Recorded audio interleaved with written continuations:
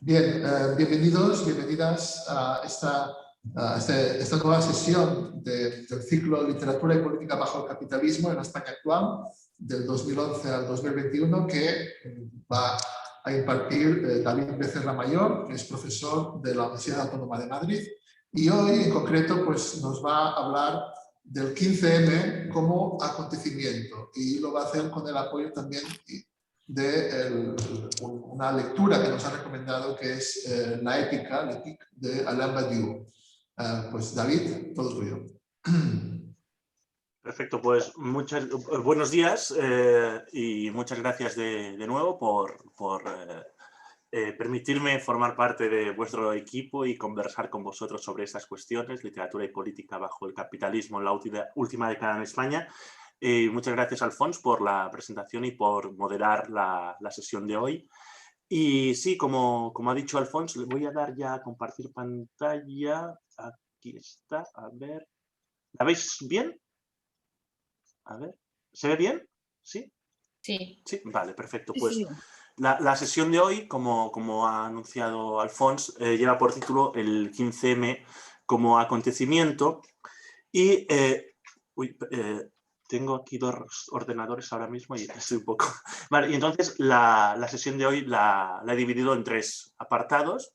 En el primero de ellos voy a tratar de, tomando efectivamente, como ha señalado Alfons, a la teoría de Alain Badiou sobre el acontecimiento, voy a tratar de proponer una definición del 15M como acontecimiento para, a posteriori, mostrar cómo ese cántico que se escuchaba en las plazas de la península el 15 de mayo de 2011 y días posteriores y semanas posteriores de no nos representan, también se dirigió en cierta forma no solo a los políticos, sino también a los productores culturales que podemos catalogar como los intelectuales orgánicos del régimen del 78, y voy a mostrar cómo estos intelectuales entran en crisis a partir del 15M. La crisis de esos intelectuales va a dejar abierto, va a dejar un vacío, va a dejar un hueco por el cual es posible que otros discursos, otros textos, otras visiones del mundo, otras literaturas puedan empezar a emerger, a ocupar un espacio más central en el campo cultural español. Y en el tercer punto voy a mostrar cómo además esa revolución sin árbol genealógico que fue el 15M, que explicaré después, que la denomino así siguiendo al historiador Enzo Traverso, cuando él habla de que el 15M, como otros movimientos sociales y ciudadanos de la última década, son movimientos que no se han insertado en una continuidad revolucionaria, y por eso lo denomina revolución sin árbol genealógico. De pronto va a empezar a buscar nuevos referentes políticos, va a empezar a exhumar otros imaginarios políticos del pasado para ocupar ese espacio, ese vacío que va a dejar abierto el 15M una vez que los intelectuales orgánicos del régimen del 78 entran en crisis, y por lo tanto la ausencia de referentes impulsa a la búsqueda de unos referentes distintos, unos referentes otros capaces de dar respuestas a una sociedad que en ese momento se estaba formulando muchas preguntas. Así que voy a empezar, como digo, con una lectura del 15M o del movimiento de los indignados, que tuvo su origen el 15 de mayo de 2011, a partir de uno de los conceptos clave del pensamiento del filósofo francés Alain Badiou, el acontecimiento, l'événement. Para Badiou, el acontecimiento se produce en un proceso de verdad que atraviesa el lenguaje de la situación, dice Badiou. Lo que define al acontecimiento no es su existencia misma, es decir, esto ha ocurrido, sino la manera en que el acontecimiento interviene en el desafío de la situación. Tampoco lo que define al acontecimiento es su novedad. El acontecimiento, al contrario, se define por su capacidad para nombrar el vacío y llenarlo de plenitud, llenarlo de verdad. La verdad, en Badiou, no es una categoría cerrada ni absoluta, sino el proceso real de una fidelidad al acontecimiento. Es decir, cómo el acontecimiento se sitúa fuera, cito a Badiou, de todas las leyes habituales de la situación, obligando a inventar una nueva forma de ser y de actuar en la situación. Fin de cita. La lealtad al acontecimiento consiste, dice Badiou, en mantener una ruptura real de pensamiento y práctica en el orden mismo en el que el acontecimiento tiene lugar. En Badiou, el acontecimiento tiene la capacidad, y esto me parece importante para retener una buena definición del acontecimiento, el acontecimiento tiene la capacidad de cambiar los nombres, perforar los saberes establecidos y transformar los códigos de comunicación y los regímenes de verdad. En sus propias palabras, en las palabras de Badiou, una verdad es su efecto de retorno. Aquí podéis ver la definición que estoy leyendo. Transforma los códigos de comunicación, cambia el régimen de opinión.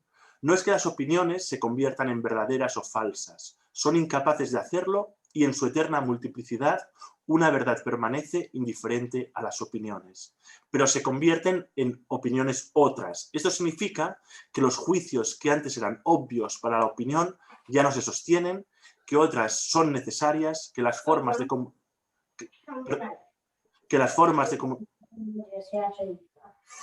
Panie kocie, pan masz buty założyć i bluzę. Creo que Ktoś ma mikrofon włączony. Tenemos interferencias. Perdón. No pasa nada, no pasa nada. Estuvo hablando a mi hijo. Ah, vale, salúdale de nuestra parte. Ok, aclaré. No, decía, estaba leyendo la definición de Badiou. Esto significa que los juicios que antes eran obvios para la opinión ya no se sostienen, que otras opiniones son necesarias, que otras formas de comunicación que las formas de comunicación están cambiando. Este efecto de reformulación de las opiniones lo hemos llamado, dice Badiou, el poder de las verdades. Fin de cita. A partir de lo dicho de Badiou, por lo tanto, no se trata de constituir un nuevo régimen de opinión que instituya una nueva opinión verdadera, sino de pensar el acontecimiento como la posibilidad de enunciar opiniones otras.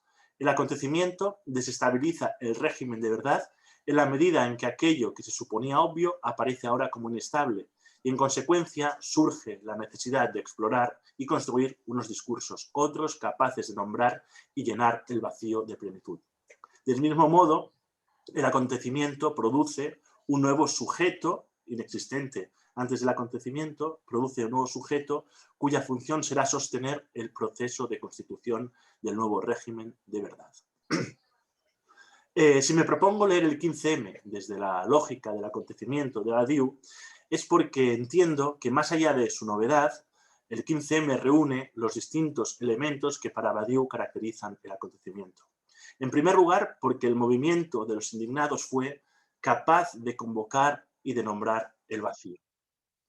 Identifico la convocatoria de ese vacío en los cánticos y pancartas que de forma más o menos espontánea se gritaron y agitaron en las plazas en mayo de 2011. No había consignas ni la formulación de un ideal político concreto que realizar, tampoco una cabecera que marcara el ritmo ni el lugar hacia el que caminar, ni mucho menos partidos políticos o sindicatos articulando el discurso, organizando la movilización. Lo que había era indignación, aunque tal vez sería más correcto hablar de impugnación. Las pancartas no hacían propuestas, pero impugnaban la situación por medio de la marca de negación que imprime el adverbio no presente en buena parte de ellas, de esas pancartas, pero también de los cánticos. Un análisis de los improvisados carteles y pancartas del 15M nos permite identificar la presencia de la negación como denominador común de la protesta, que funcionaría como nombramiento del vacío de Badiou. Para fijar un tentativo punto de partida, expongo, y se pueden leer en la diapositiva, algunos ejemplos que he recopilado y que de forma operativa he dividido en dos grupos. En el grupo A podéis ver algunos de estos cánticos y algunos de los lemas del 15M presentes en pancartas y carteles. No nos representan, lo llaman democracia y no lo es, generación Nini, ni PSOE ni PP, no somos mercancía en manos de políticos y banqueros, no hay pan para tanto chorizo, no nos falta dinero, nos sobran ladrones, no somos antisistema, el sistema es anti nosotros, Me gustas democracia, pero estás como ausente. Juventud sin futuro, el segundo grupo, juventud sin futuro, sin casa, sin curro, sin pensión, sin miedo. Nos habéis dejado sin nada. Ahora lo queremos todo. No somos mendigos, practicamos para el futuro.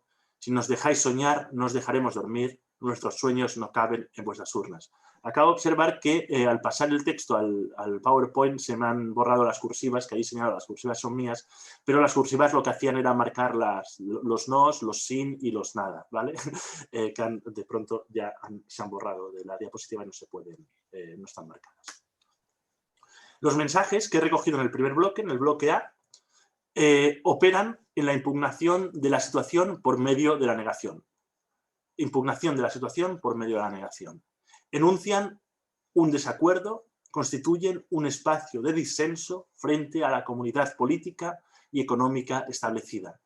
Expresan una crítica a la democracia representativa y a su formalización bipartidista, al sistema económico y a la corrupción. Su posición no es ofensiva, sino defensiva, como muestra el hecho de no reivindicarse como un movimiento antisistema, sino como víctimas de dispositivos políticos y económicos que atentan contra el estado del bienestar. La paráfrasis del verso del poema 15 de Neruda, me gusta cuando callas porque estás como ausente, refuerza a su vez esta posición a la defensiva al indicar que el problema no es el sistema en sí mismo, sino su disfunción. En este sentido, resulta sintomático que una de las plataformas convocantes del 15M llevara por nombre Democracia Real Ya. Su reivindicación no era imaginar una democracia otra, distinta, radicalmente distinta, sino exigirle a esta, a la que tenemos, a la democracia representativa, exigirle que funcione. La crítica a la democracia imperfecta española nombraba el vacío y constituía una novedad. Pero ya lo hemos dicho, ni la novedad ni la impugnación son elementos suficientes del acontecimiento. El vacío tiene que llenarse de plenitud. En el segundo bloque de mensajes que he recogido, en cambio, sí es posible reconocer el desafío a la situación. En ellos también está presente la impugnación por medio del adverbio de negación y asimismo de la preposición sin o del sustantivo nada. Pero la negación se traduce ahora en una actitud de confrontación, en una práctica política que no tiene por objetivo profundizar y mejorar el sistema, sino desafiarlo. Los dos primeros mensajes convierten la disposición, es decir, los dos primeros, el juventud sin futuro, sin casa, sin curro, sin pensión y sin miedo, y nos habéis dejado sin nada, ahora lo queremos todos, lo queremos todo, esos dos primeros mensajes convierten la desposesión en posibilidad revolucionaria, de manera muy parecida a la que Marx y Engels lo expusieron en el Manifiesto Comunista, cuando decían aquello de los proletarios no tienen nada que perder más que sus cadenas, tienen en cambio un mundo que ganar, decían en el Manifiesto Comunista. La desposesión material no convierte al nuevo sujeto en un mendigo pasivo y sin agencia que espera el gesto misericordioso y caritativo de quienes detentan el poder, sino que lo convierte en sujeto del acontecimiento cuya función será, con su fidelidad al acontecimiento, desafiar la situación poniendo en práctica el futuro sin miedo, impidiéndoles conciliar el sueño a los responsables de la crisis que les han robado el futuro a los indignados. La oposición nada-todo del segundo lema promueve el llenado del vacío, la necesidad de nombrarlo para colmarlo de plenitud. No se trata, como antes, como cuando comentábamos el primer bloque, no se trata de mejorar la democracia, sino más bien de señalar la democracia como parte constitutiva del problema, como la institución que constriñe la posibilidad del sueño revolucionario. Aquí tenemos unas de las pancartas y en su ensayo, El odio a la democracia, el filósofo francés, que ya hablamos en la pasada sesión, Jacques Rancière, afirma de forma contundente, tras un minucioso análisis del funcionamiento de la democracia realmente existente, si se me permite la expresión, dice Rancière que no vivimos en democracia, sino más bien, cito, lo que llamamos democracia es un funcionamiento estatal y gubernamental exactamente inverso. Electos eternos acumulan y alternan funciones municipales, regionales, legislativas o ministeriales, seduciendo a la población a través del vínculo esencial de la representación de los intereses locales.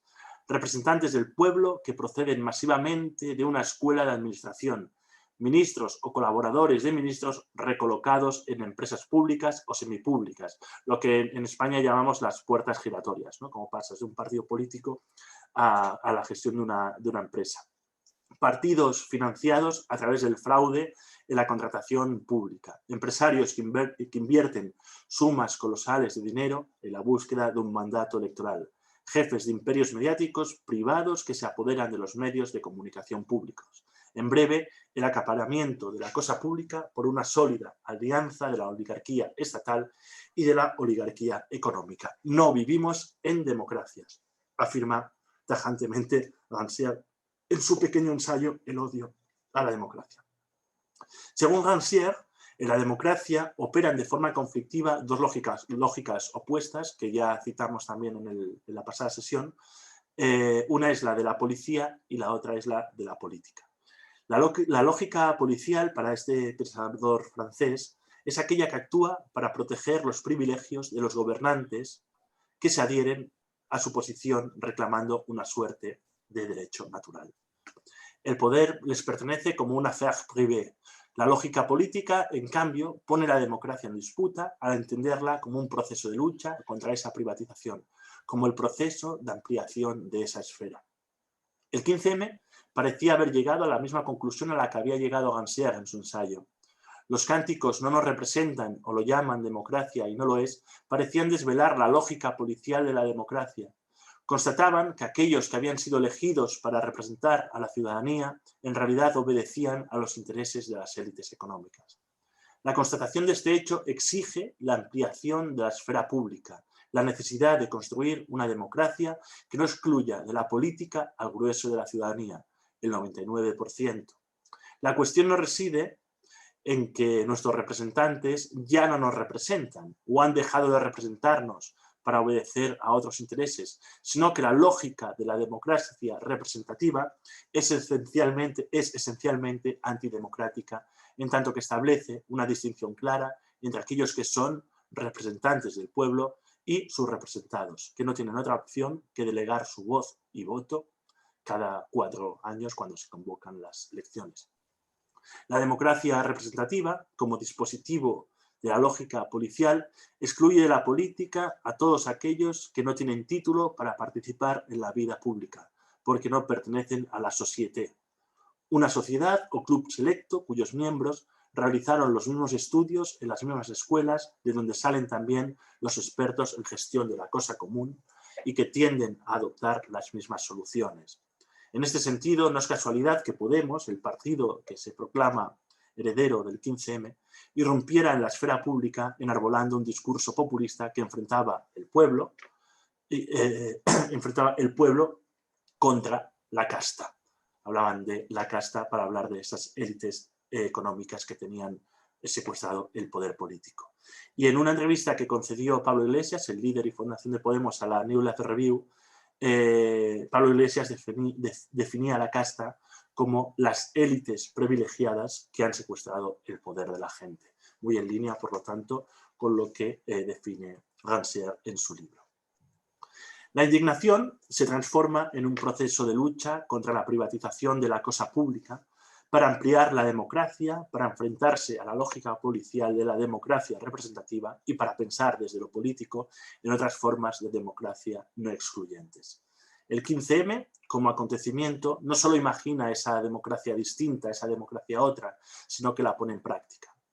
Como lo ha analizado excelentemente, bajo mi opinión, Luis Moreno Caballud en su ensayo Culturas de cualquiera, en las plazas del 15M se experimentó una democracia horizontal donde nadie quedaba excluido, donde los cualquiera, aquellos que sin un conocimiento técnico y específico en el campo de la política suelen quedar fuera de los ámbitos de representación, esos cualquiera de pronto irrumpen en las plazas y al romper a hablar desestabilizan la férrea jerarquía que divide a los representantes y representados en la lógica policial de la democracia representativa. En el tono humilde de los cualquiera, que acostumbran a iniciar su discurso, como apunta Moreno Caballud, con un «perdonad, pero es que me cuesta hablar en público», en este tono humilde, se reconoce un síntoma claro de la lógica policial todavía interiorizada del mundo que están cuestionando y que pretenden dejar atrás, pero que como un residuo todavía no desprendido de su discurso se manifiesta. Pero como si se sintieran estos nuevos sujetos, se sintieran intrusos en la esfera pública, acostumbrados como están a ser siempre expulsados de la esfera política.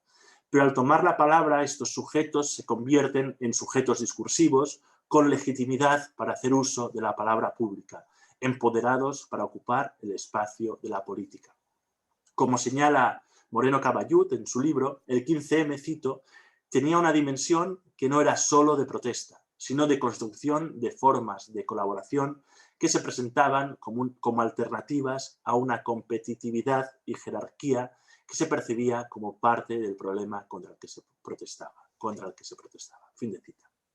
El 15M, por lo tanto, redefinió la democracia y la función de la ciudadanía en relación con lo político.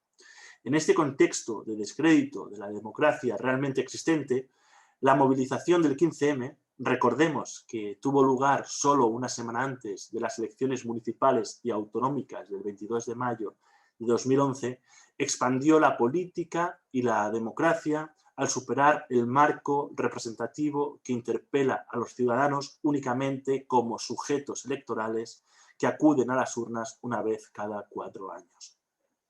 El 15M demostró, mediante demandas que trascendían lo electoral, que lo que estaba en formación era, como señala Gansier en otro libro titulado ¿En qué tiempo vivimos?, lo que estaba en formación era, digo, un pueblo distinto, un pueblo otro que se resiste a ser definido según la lógica electoral y que al contrario no se posiciona ante unas elecciones concretas, sino ante un régimen en su conjunto y ante las políticas neoliberales que les son constitutivas. Ese pueblo otro que emerge en el 15M empieza a constituirse en un proceso de desafección política.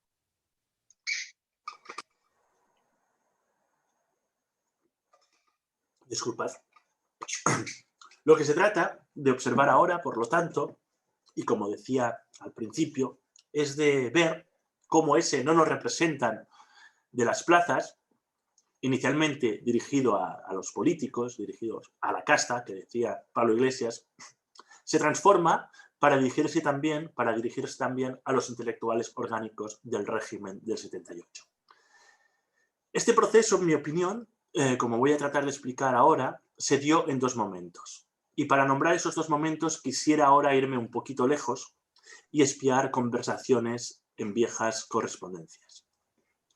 El 3 de abril de 1883, tan solo un mes y medio después de la muerte de Karl Marx, Friedrich Engels le escribió una carta al dirigente socialdemócrata alemán August Bebel. En ella reflexionaba Engels sobre la actualidad del proceso revolucionario y distinguía de forma más o menos explícita entre 2 momentos para la revolución. Hablaba del momento político y del momento teórico. Si el primero, el momento político, es el tiempo de la agitación, de las reuniones y las barricadas, el segundo es el tiempo que se consagra al estudio y a la escritura, es el tiempo de la teorización de lo ocurrido. En la carta, Engels incluso celebra que en Inglaterra, donde se encuentra en ese momento, el movimiento obrero se haya prácticamente extinguido y la Internacional haya desaparecido. De ese modo, la práctica revolucionaria no interfiere en su trabajo teórico, cuya continuidad está en peligro tras la muerte de Marx. Es preciso continuar el trabajo teórico como tarea fundamental para pensar la emancipación, dice Engels. Y cito la carta. Desde la desaparición de la Internacional no ha habido aquí ningún movimiento obrero, salvo como apéndice de la burguesía, los radicales, y para la consecución de objetivos limitados dentro del sistema capitalista.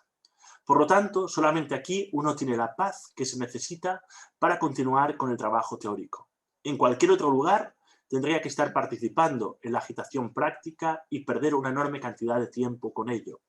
En lo que respecta a la agitación práctica, yo no debería haber logrado más que nadie. En lo que respecta al trabajo teórico, todavía no puedo ver quién podría tomar el lugar de Marx y el mío. Fin de cita. A partir de esta reflexión de Engels, sostengo que el acontecimiento como proceso culmina en ese segundo momento, en el momento teórico de la revolución. En ese sentido, podemos afirmar, como lo hace el filósofo esloveno Slavoj Žižek en un libro titulado precisamente El acontecimiento, dice Žižek que lo verdaderamente nuevo, estoy citando, surge a través de la narrativa, el aparentemente puro recuento reproductivo de lo que sucedió. Es este hecho de volver a contar el que abre el espacio, la posibilidad para actuar de una forma nueva, dice Žižek.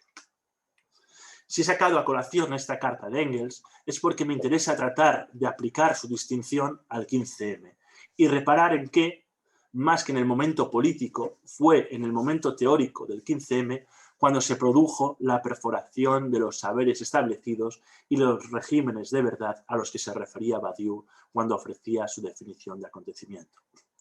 Si en el momento político del 15M emergió un nuevo sujeto político y un pueblo otro capaz de elaborar una nueva práctica de la democracia, fue en el momento de reflujo del movimiento, cuando se vaciaron las plazas, que se empezó a producir un discurso crítico con el que erosionar la autoridad hasta el momento indiscutible de los intelectuales orgánicos del régimen del 78. Fue Antonio Gramsci, en sus cuadernos de la cárcel, quien definió a los intelectuales orgánicos como un grupo de intelectuales que en un proceso histórico determinado cumple la tarea de producir una serie de ideas y valores para mantener la hegemonía de un grupo político y social a través del consenso. Decía así el filósofo italiano, cito: los intelectuales orgánicos son los empleados del grupo dominante para el ejercicio de las funciones subalternas de la hegemonía social y del gobierno político, es decir, del consenso espontáneo que las grandes masas de la población dirigen hacia la vida social del grupo dominante fundamental, consenso que nace históricamente del prestigio y por lo tanto de la confianza que se deriva de la posición y la función del grupo dominante en el mundo de la producción. Fin de cita. Siguiendo la definición gramsciana de intelectuales orgánicos, vamos a denominar intelectuales orgánicos del régimen del 78 aquellos intelectuales que con sus productos culturales contribuyeron a legitimar el sistema político surgido de la Constitución del 78. Su función fue crear las condiciones de enunciabilidad que todo régimen necesita fijar para legitimarse y configurar una nueva esfera pública donde solo pudieran ser reconocidos como sujetos discursivos aquellos que legitimaran y reprodujeran esas mismas condiciones de enunciabilidad por ellos fijadas. La ruptura de los consensos políticos se acompañó de una ruptura de los consensos culturales. Y aquellas voces que marcaban la agenda, el tono y el marco semántico de lo decible, vieron tras el 15M su autoridad mermada y puesta en entredicho. En unos pocos años, que yo sitúo entre 2012 y 2016, apenas 4 años, se publicaron varios libros que desde lugares de enunciación distintos señalaban que aquellos discursos supuestamente apolíticos de los intelectuales orgánicos del régimen del 78 en verdad operaban en la producción de consentimiento. Aquí.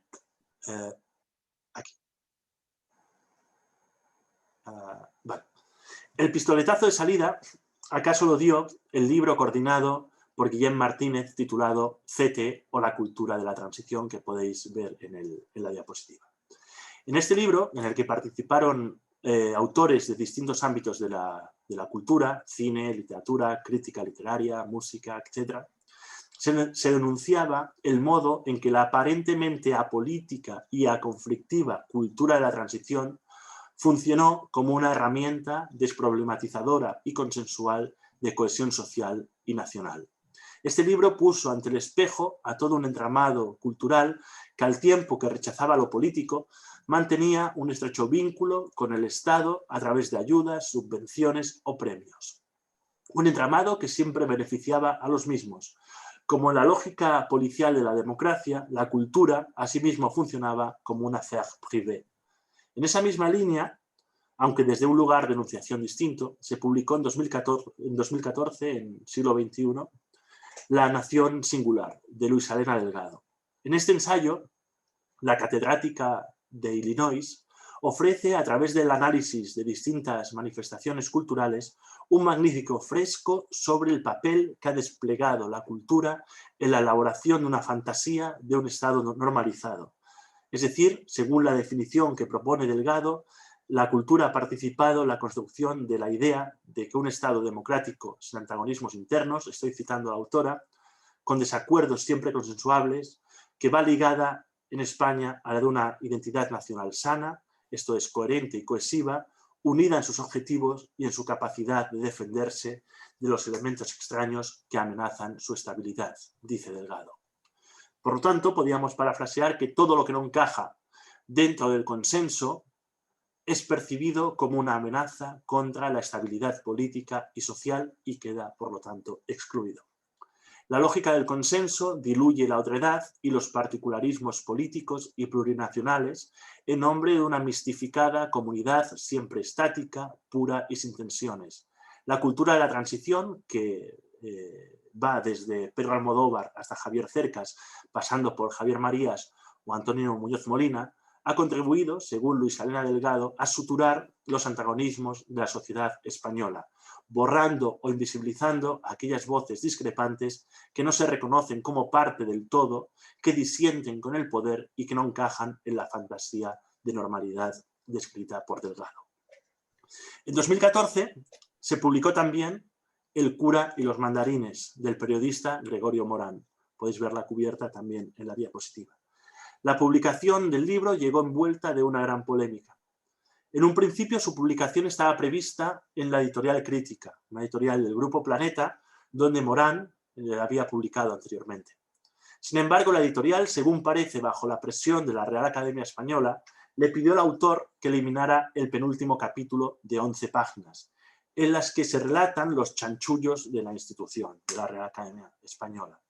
Morán ofrecía en su libro una historia cultural e intelectual de la España contemporánea y cómo se fue institucionalizando una cultura a través de un sistema de componendas y tejemanejes del que salió resultante una cultura oficial funcional al Estado. Según Morán, la posición de prestigio de algunos de los intelectuales más celebrados de las últimas décadas se fraguó en el interior de unas relaciones de vasallaje y de intercambios de capital simbólico, y no tanto por las capacidades intelectuales que esos mismos intelectuales poseían. Una historia esta de Morán en la que quedan retratados los intelectuales oficiales, que no son siempre ni los más sobresalientes ni los más brillantes. Morán se enfrentó con este ensayo a los intelectuales orgánicos de la transición, destapando su entramado y nombró a los que hasta el momento habían sido intocables. El gesto le costó la censura, pero finalmente el libro fue publicado por la editorial ACAL de forma íntegra. El cuarto libro que quiero mencionar, que es también crítico con los intelectuales orgánicos del 78, y que asimismo fue recibido con gran polémica, fue el ensayo escrito por el sociólogo Ignacio Sánchez Cuenca, titulado La desfachatez intelectual, publicado en Catarata en 2016.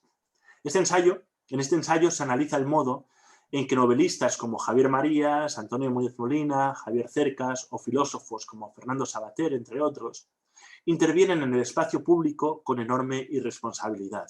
Estos autores, desde una posición pretendidamente autónoma, emiten en sus columnas su opinión no formada, sin contrastar y con aptitudes para el análisis más bien escasas, pero con grandilocuencia, frivolidad y arrogancia, dice Sánchez Cuenca, sobre temas de los que, en opinión del autor, carecen de formación específica para abordarlos con criterio y profundidad.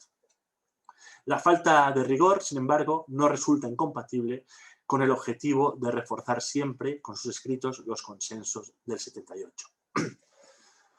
De la misma manera, por lo tanto, en que las plazas se dirigieron a los políticos al grito de no nos representan, esos ensayos hicieron lo propio ante quienes, desde la cultura, monopolizaban la palabra pública.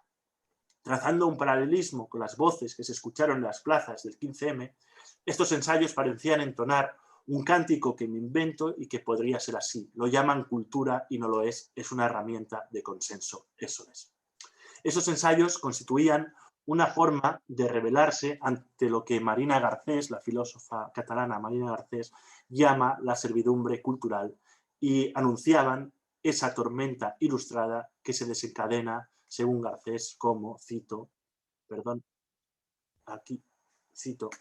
como un combate del pensamiento contra los saberes establecidos y sus autoridades, un combate del pensamiento en el que se confía una convicción, que pensando podemos hacernos mejores y que solo merece ser pensado aquello que de una forma u otra contribuye a ello. Esta convicción no puede ser monopolio de nadie, ni de una clase social, ni de la intelectualidad, ni de unas instituciones determinadas. Poder decir no os creemos es la expresión más igualitaria de la común potencia del pensamiento. Fin de cita. El momento teórico rompió con el monopolio de la palabra cuando se dijo, como dice Garcés, no os creemos. Sin embargo, antes del 15M existía una fuera donde se producían lecturas críticas e impugnadoras de la cultura dominante. Una prueba de ello es el ensayo de José Antonio Fortes, Intelectuales de consumo, se titula, que ya en 2010 analizaba y describía el modo en que se había construido la hegemonía cultural en democracia, desde la transición hasta nuestros días, por medio de la producción de un discurso que rehúye el pensamiento y el debate, que circula en una escena cultural cerrada, endogámica, y que funciona según la lógica del intercambio de capital simbólico, premios, conmemoraciones, subvenciones, etcétera, que se reparten los miembros que la integran y que son siempre los mismos. O un ensayo muy interesante de 1997 titulado Poesía y Poder y firmado por un colectivo llamado Alicia Bajo Cero. Se trata de un ensayo, de Poesía y Poder, que revisa las prácticas poéticas de la democracia para demostrar cómo la cultura se puso al servicio del Estado y de las plataformas privadas que controlan el mercado cultural, asfixiando la emergencia de propuestas culturales alternativas. Ante estos discursos críticos, la respuesta de los representantes de la cultura dominante era la indiferencia. Es decir, había ya, antes del 15M, discursos críticos, pero nadie les hacía demasiado caso, porque ocupaban una posición marginal y totalmente externa al campo cultural dominante. La quiebra de la autoridad de los intelectuales y el régimen del 78 no la indica tanto la existencia de los ensayos publicados entre 2012 y 2016 que brevemente he descrito y que cuestionaban el papel desempeñado por la cultura desde la transición hasta hoy, sino lo que quiebra, creo, la autoridad de estos intelectuales son tres elementos que hasta el momento eran inéditos. El primero, claro está, es el contexto político. El clima político favorece la circulación de esos nuevos discursos críticos, cosa que no ocurría en los años precedentes, donde se celebraba la normalidad, el bienestar, y cuando la cultura era cuando menos percibida como ese discurso que llega para aguar la fiesta. El segundo elemento nuevo se da en el lugar de la enunciación. La crítica ya no se produce desde un afuera crítico y radical, desde un espacio antagonista, ¿no? Como puede ser el colectivo Alicia Bajo Cero, sino que la producen sujetos que hasta el momento habían producido desde el interior de lo que podríamos llamar la institución. Estos ensayos los firman autores que antes del 15M, antes del acontecimiento, disfrutaban de una posición y un reconocimiento simbólico en la esfera pública discursiva. Perdón. Escribían en periódicos como El País, publicaban en editoriales como Planeta o tenían una buena posición académica. Si bien es verdad, y hay que decirlo y subrayarlo, que en el caso de Luisa Elena Delgado, ella ejercía su profesión docente en el extranjero, en Estados Unidos, donde operan lógicas distintas. Pero digamos que eran personajes que no estaban en una posición totalmente antagonista y que no pertenecían a la izquierda radical. Y el acontecimiento, creo, provoca un desplazamiento. Cuando se rompe el consenso, aquellos discursos críticos que hasta el momento se enunciaban desde una posición agonística se empiezan a concebir como antagonistas.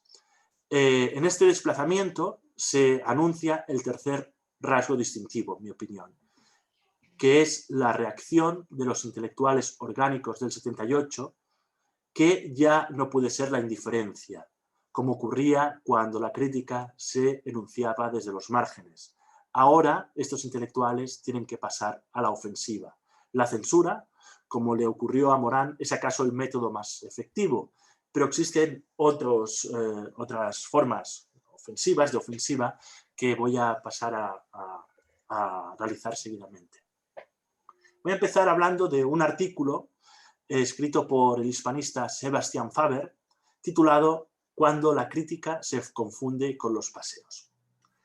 En este artículo, Faber recopila y analiza algunas de las reacciones de los intelectuales orgánicos del 78 ante la crítica, sobre todo la de aquellos que quedaron retratados en la desfachatez intelectual de Sánchez Cuenca, antes mencionado.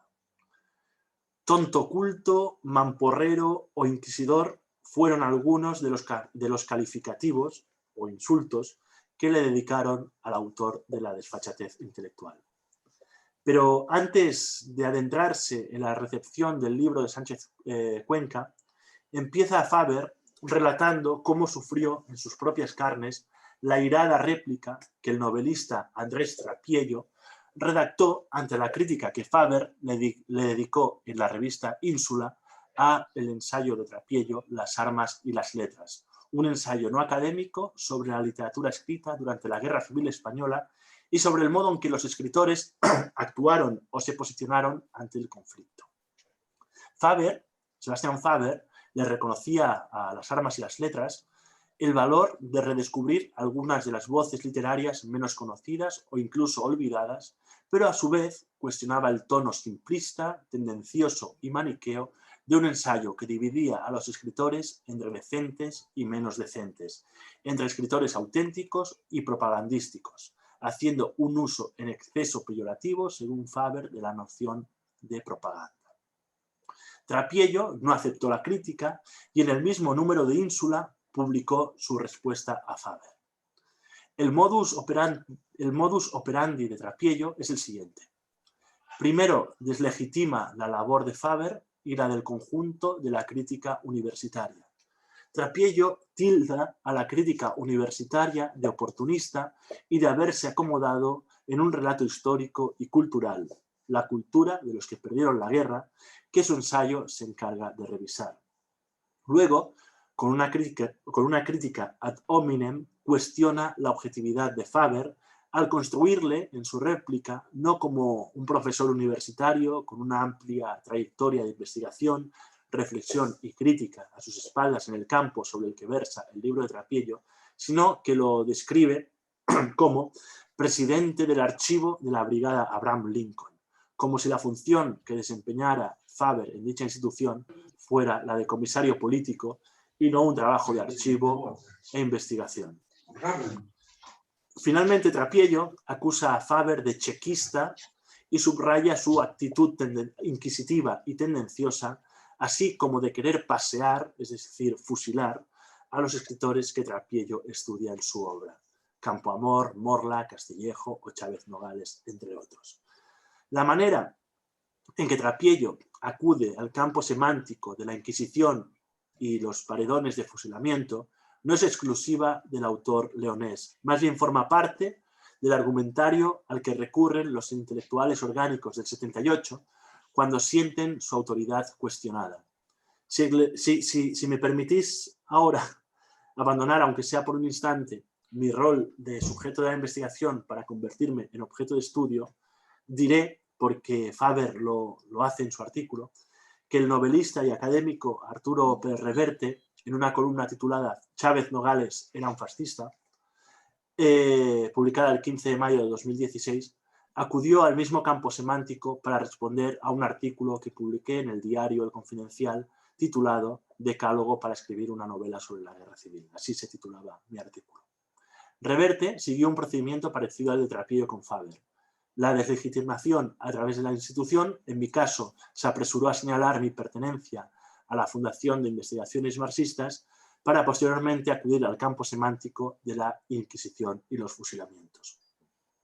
Dice Reverte, leyéndolo es imposible no recordar, para los que sí sabemos, si hemos leído y si hemos vivido, porque claro, los demás no sabemos nada, no hemos leído nada y tampoco hemos vivido nada, según Reverte, ¿no? Es imposible recordar, dice, a aquellos presuntos intelectuales que en ambos bandos, con camisa azul o con mono de miliciano, pero todos con pistola al cinto, paseaban por los cafés de retaguardia con listas de nombre en el bolsillo, cebando con su rencor y su vileza paredones, cunetas y fosas comunes.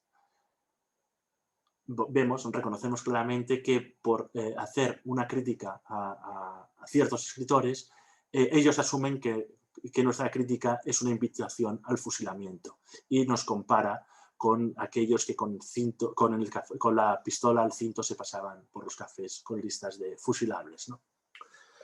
Desfilan por el texto de Reverte expresiones de desprecio como el tal Becerra o presunto historiador, además de utilizar, y creo que esto es un buen síntoma para evaluar lo conservadora y envejecida esfera pública española, utiliza como insulto el adjetivo marxista o que yo sea jovencísimo. Es decir, utiliza el jovencísimo con desprecio. Ingenuo, siniestro, imbécil o fanático, además de un gótico posmoderno que nunca he sabido descifrar, son algunos de los calificativos que salen de la afilada pluma de este miembro de la Real Academia Española cuando se dirige a mí. El insulto, como vemos, opera como mecanismo de exclusión de la esfera pública discursiva ante aquellos a los que no se les reconoce como interlocutores legítimos con los que dialogar y debatir. El acontecimiento, a poner en cuestión la autoridad de los intelectuales, abrió la posibilidad de ensanchar la esfera pública, incorporando en ella nuevos sujetos que con otras razones y argumentos pudieran intervenir en el debate público. La reacción de quienes hasta el momento monopolizaban la palabra pública, fue cerrar filas ante la amenaza de la crítica. El insulto como elemento deslegitimador del otro fue el muro que levantaron para proteger un espacio que consideraban propio. Otro mecanismo de exclusión es la respuesta irónica.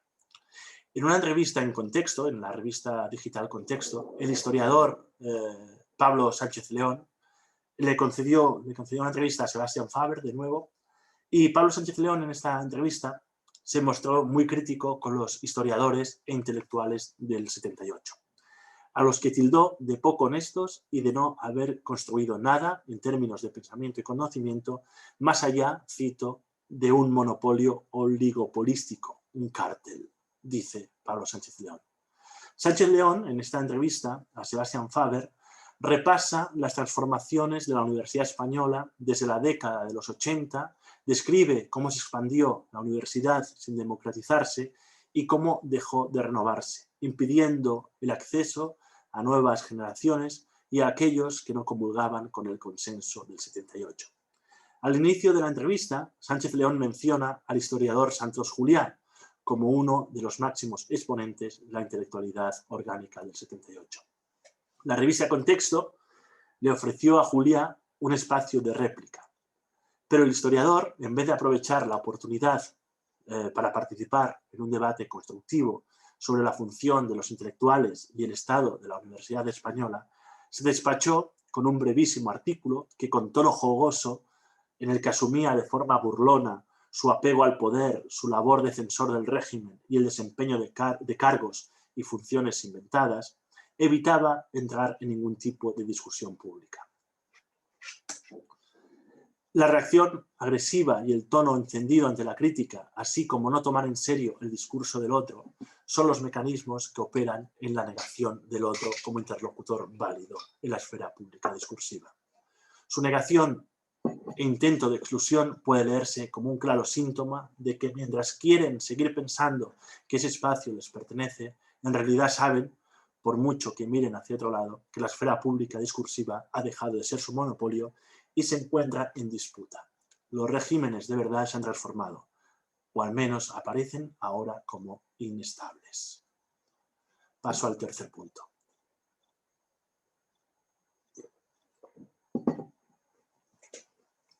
Como decía al principio, mientras presentaba los contenidos, la crisis de los intelectuales orgánicos deja un vacío que, siguiendo la lógica del acontecimiento, hay que llenar de plenitud. Al principio, Al tiempo que se cuestionaban los referentes y con ellos los consensos que con sus discursos legitimaban, se iba abriendo la posibilidad de crear e introducir en la esfera pública discursiva un discurso otro. El momento teórico del 15M iba a posibilitar la exhumación de una memoria literaria a otra y iba a permitir rastrear los viejos imaginarios que tras la guerra civil, la dictadura y las políticas de desmemoria de la transición y la democracia quedaron enterrados en el olvido. Iban a permitir reconstruir una genealogía cultural que conectara el presente con aquellas voces del pasado que habían sido olvidadas, desplazadas o desaparecidas del campo cultural español. Sin embargo, la necesidad de buscar referentes en el pasado no fue inmediata. Los jóvenes que el 15 de mayo de 2011 ocuparon las plazas se autodenominaron Juventud sin Futuro, que sin duda lo eran. Nos habían robado los sueños, el futuro, la posibilidad de imaginar una estabilidad vital y laboral en los próximos años. Éramos una juventud sin futuro, pero también esta juventud era una juventud sin pasado. El 15M emergió, siguiendo al historiador en Sotraverso, como decía al principio, el 15M emergió como una revolución sin árbol genealógico. Dice en Sotraverso, todos estos movimientos, el 15M, Nuit Debout, Occupy Wall Street, han expresado con fuerza una idea de autoemancipación que pertenece a la tradición revolucionaria. Pero todos estos movimientos y sus revoluciones no han reivindicado ninguna continuidad respecto de la Revolución Rusa o de otras revoluciones comunistas del siglo XX. Breve, no se inscriben o no se inscribían en ninguna continuidad histórica. Hay que interrogarse sobre esta cesura, esta ruptura de la continuidad histórica. Y dice un poco más adelante Traverso, esos movimientos son movimientos huérfanos, que han sido obligados a reinventarse, que han nacido de la imposibilidad de inscribirse en una continuidad histórica, que no posee un árbol genealógico. Para Traverso, este es un componente inédito en la historia de la revolución. Todo movimiento revolucionario ha percibido siempre que su lucha era la actualización de las luchas que otros emprendieron en el pasado y cuya derrota podía redimirse al convocarse en el presente. La derrota del comunismo como proyecto político en 1989, dice Traverso en su ensayo Mélancolie de gauche, melancolía de izquierda, no dejó, a diferencia de otras derrotas del comunismo pasadas, otras derrotas de las revoluciones pasadas, no dejó un repertorio de imágenes y símbolos a los que acudir en las luchas del presente. Dejó únicamente la derrota sin mártires a los que redimir.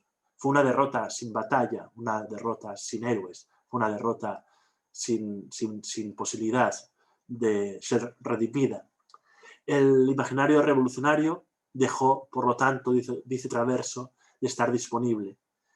Y eso explica la imposibilidad de inscribir movimientos como el 15M en la continuidad revolucionaria. ¿Y acaso el hecho de que el 15M no se inscriba, no reivindique las revoluciones del pasado, puede leerse como un síntoma claro de esta melancolía de izquierda que señala Traverso? En el contexto español, perdón.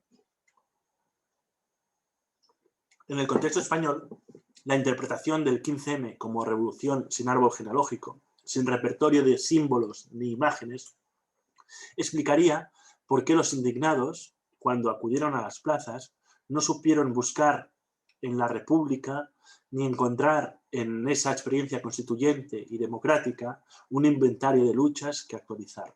En este sentido, resulta sintomática la crítica que Juan Carlos Monedero, otro de los fundadores de Podemos, le hizo al 15M cuando, para no politizar el movimiento, el 15M expulsó de la Puerta del Sol de Madrid a quien portaba una bandera republicana. Dice Monedero en un artículo en el Diario Público: aún recuerdo cuando los indignados, que escogieron el libro de Hessel, Indignaos, como referencia, hicieron quitar banderas republicanas de la Puerta del Sol en los comienzos del 15M. Estos jóvenes, con la memoria hurtada, adoraban a Stefan y despreciaban a Manuel, republicano que defendió la República en la Guerra Civil y en la Segunda Guerra Mundial liberó París con la 9. ¿Quién los había engañado? ¿Modélica una transición que había mentido sobre esas cosas? Pablo Iglesias señaló también en la New Left Review el rechazo que la bandera republicana, la bandera tricolor, el rechazo que esa bandera generaba al inicio del 15M entre los manifestantes. Decía Pablo Iglesias: en el movimiento 15M era evidente que algunos sectores plebeyos de la sociedad española se sentían muy incómodos con los símbolos de la izquierda, especialmente en los primeros días. La bandera republicana generó mucha incomodidad. Esto es algo que no entendimos al principio, pero bastaba con pasarse un rato por las plazas para comprender que la composición social era muy diferente de la de las huelgas generales, que tenían otra cultura política. El 15M era una mezcla, pero predominantemente era muy joven. Fin de cita. El 15M no convocó, pues, las luchas del pasado para desestabilizar el presente. Fue una revolución sin árbol genealógico, o al menos lo fue en su momento político.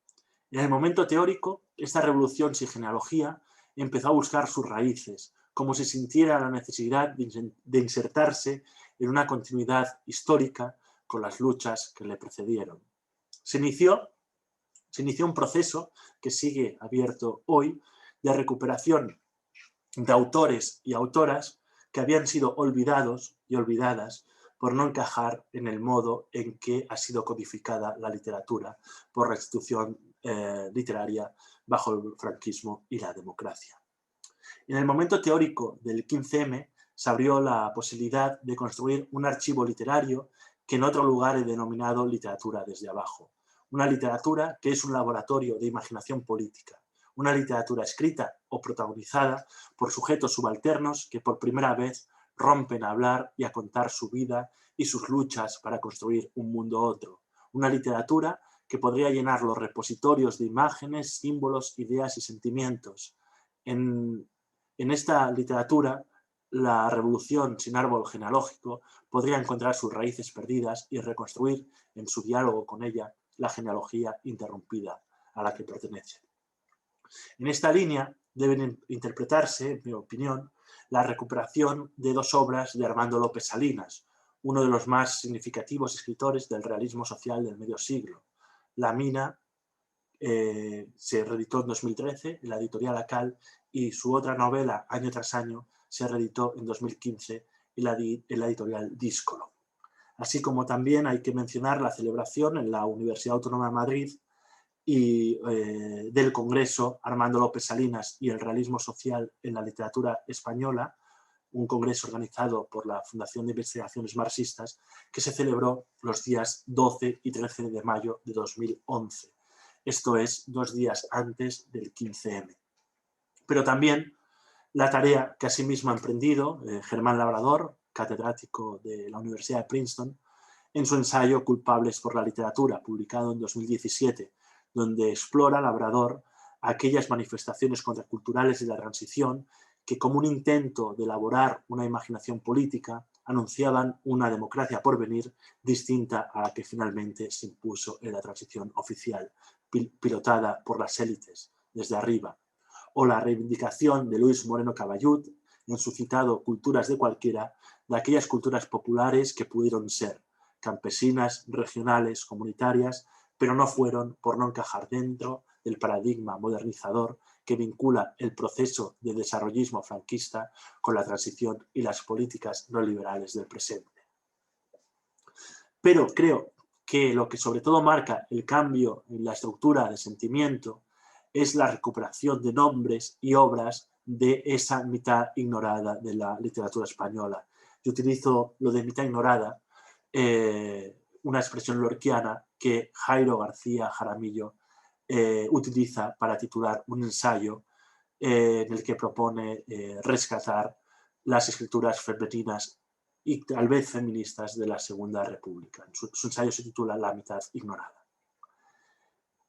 Por lo tanto, creo que es importante para ver este proceso de recuperación la labor que se está haciendo hoy en día en la reconstrucción de un archivo de escrituras femeninas y feministas de la Segunda República. Y si hubiera que marcar un punto de inflexión con el que se inicia este proceso de recuperación de esta literatura escrita por mujeres, posiblemente sería el año 2016, con el estreno del documental Las sin sombrero, de Tania Bayó. Con este proyecto se reivindicaba la necesidad de incluir a las escritoras, artistas, intelectuales que habían quedado excluidas del canon literario. Se trata de reivindicar la necesidad de incluirlas en el canon. En la lógica del acontecimiento, podríamos decir, el documental contribuyó a perforar los saberes establecidos en circulación y a cambiar los regímenes de verdad, a cambiar los nombres.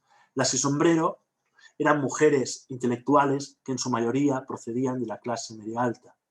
En su nómina se suelen incluir Maruja Mayo, María Teresa León, Rosa Chacel, María Zambrano o Concha Méndez, entre otras. Como cuenta el documental de Bayó, la denominación La sin sombrero deriva de una anécdota protagonizada por Maruja Mayo y por ella misma relatada y recogida al inicio del documental. Cuenta Mayo que paseando con García Lorca, Salvador Dalí y Margarita Manso por la madrileña Puerta del Sol, decidieron quitarse el sombrero, un gesto simbólico que suponía en la época una declaración de rebeldía, una liberación para las mujeres. Al descubrir su cabeza, recibieron insultos por parte de los transeúntes e incluso fueron apedreadas. En su lucha por la emancipación de las mujeres, las sin sombrero rompieron en cierta medida con los códigos y las normas que dictaba su clase. Pero existieron otras mujeres que no entraron en la nómina de las sin sombrero, como fue Luisa Carnés, autora de Tea Rooms, Mujeres Obreras, una novela protagonizada por una camarera de una céntrica cafetería madrileña que a través de su mirada obrera y feminista narra la conflictividad de los años republicanos, así como la necesidad de aunar la lucha del proletariado con la lucha por la emancipación de las mujeres. Una novela crítica y radical subtitulada novela reportaje, que no había vuelto a editarse desde 1934, hasta que se publicó primero en una edición facsímil, conmemorativa y de coleccionista en 2014, realizada por la Asociación de Libreros de Lance de Madrid, una asociación de libreros de viejo, con una tirada de 1000 ejemplares, y posteriormente, en 2016, en la editorial Hoja de Lata, con un enorme éxito de público y de crítica, alcanzando 9 ediciones en 2 años y la firma de un contrato con la productora audiovisual Tandem para filmar una serie de televisión. A diferencia de La sin sombrero, Carnés provenía de clase obrera, era autodidacta y antes de convertirse en escritora realizó varios oficios, entre ellos el de camarera, experiencia que resultaría fundamental para la escritura de Tea Rooms. Y también, aunque resulte irónico, ejerció el trabajo de trabajadora manual en una fábrica de sombreros. Como sucede en Fortunata y Jacinta, de Benito Pérez Galdós, en el capítulo en el que recién casados Juanito Santa Cruz y Jacinta visitan una fábrica textil de Barcelona, Jacinta le dice a su marido: «Cuánta lástima me dan estas infelices muchachas que están aquí ganando un triste jornal con el cual no sacan ni para vestirse», observando la contradicción que con el salario que perciben no les alcanza para comprar uno de los vestidos que ellas mismas producen. Juanito Santa Cruz le responde: «Ay, filosófica está mi mujercita». Pues Luisa Carnés, a pesar de trabajar en una fábrica de sombreros, no pudo ser una sin sombrero. No pudo quitarse el sombrero en gesto de rebeldía porque el sombrero era un símbolo de una clase a la que no pertenecía. Luisa Carnés podría definirse como una sin sombrero. Tal vez por eso su olvido ha sido incluso mayor que la que sufrieron las otras intelectuales de los 30. Su discurso era doblemente transgresor, subvertía desde la clase y desde el género, y fue una escritora triplemente olvidada, por mujer, por obrera y por comunista exiliada, aunque en rigor el problema de Carnés, como el de tantos novelistas de los años 30, no es tanto el olvido o el silencio al que ha sido sometida su obra, sino la inexistencia de un marco interpretativo que le devuelva hoy sus condiciones de legibilidad. Leídos o leída Carnés a la luz de la etiqueta de la generación del 27, como normalmente se presenta Luisa Carnés, escritora olvidada de la generación del 27, se la presenta así solamente por el hecho de compartir época con los autores que se suelen englobar dentro de tal etiqueta. Un proyecto literario, como una autora como es Carnés, queda automáticamente desactivado o en cierta forma neutralizado, al quedar adscrito a un movimiento que no solo no tiene nada que ver con ellos, sino que se rige por unos códigos que pertenecen a otro campo literario en clara disputa con el proyecto del 27. Frente a la deshumanización y la pureza de la poesía del 27, autores como Carnés estaban situando la literatura en un lugar distinto. Su proyecto contaba, por el contrario, y siguiendo el manifiesto a los intelectuales de 1927 de Henri Barbusse, con los siguientes objetivos: acercar la cultura a los trabajadores manuales, luchar contra la ideología y la cultura burguesa y asimismo construir un arte colectivo. Seguir leyendo a Carnés como la escritora olvidada de la generación del 27 supone situarla en un lugar equivocado, desde donde se extraen, por lo tanto, lecturas que pueden conducir al error y a la postre estas lecturas le niegan las condiciones de legibilidad que harían posible entender su obra como una obra radicalmente distinta, es decir, pensada y construida desde un lugar otro, distinto al lugar desde donde siempre se ha escrito la literatura, la ideología y la cultura burguesa. El acontecimiento ha hecho posibles rescates como el de Luisa Carnés. Si por un lado se ha puesto en cuestión el papel de los intelectuales orgánicos del 78, como las voces que monopolizaban la esfera pública discursiva, por el otro está permitiendo reconstruir el árbol genealógico del sujeto del acontecimiento. Ha hecho posible, y sobre todo creo que hará posible, el rescate de textos, la construcción de un nuevo archivo de novelas que, una vez recuperadas, nos permitirán exhumar los imaginarios políticos que en ellas se elaboraban, disponer de su imaginación política para pensar las luchas del presente y reconstruir una genealogía cultural que inserte pasado y presente en una constelación que dibuje la historia de España, la historia de la España literaria y su cultura de una manera radicalmente otra. El acontecimiento reconfiguró la esfera pública discursiva. No solo rescatamos textos del pasado, sino que el acontecimiento permitió que nuevas voces críticas irrumpieran en escena y surgieran nuevas narrativas precarias, como así las define Christian Cleson, nuevas narrativas precarias que no solo narraban la precariedad, sino que el mismo relato se producía de forma precaria, así lo define Christian Cleson en el ensayo que él coordina titulado Narrativas precarias.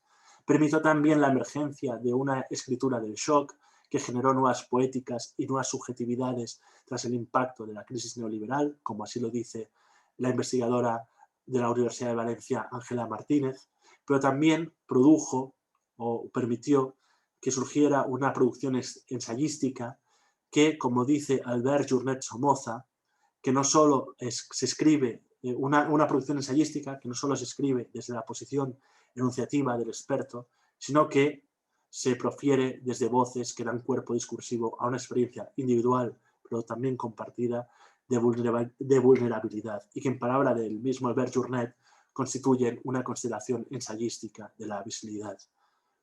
La reconfiguración, por lo tanto, de la esfera pública discursiva desplazó desde las posiciones periféricas hacia un espacio central en el debate público toda una serie de relatos y poéticas disidentes, tanto en narrativa como en poesía. A lo largo de este seminario, una vez terminemos las tres conferencias o los tres primeros seminarios de introducción teórica, vamos a ver cómo algunos de estos relatos, como algunos de estas novelas permitieron la emergencia de un discurso distinto, un discurso que volviera a situar la política en el centro y que volviera a pensar que lo que nos sucede tiene causas políticas y que por lo tanto se tiene que resolver de forma política. Y con esto termino. Muchas gracias por vuestra atención.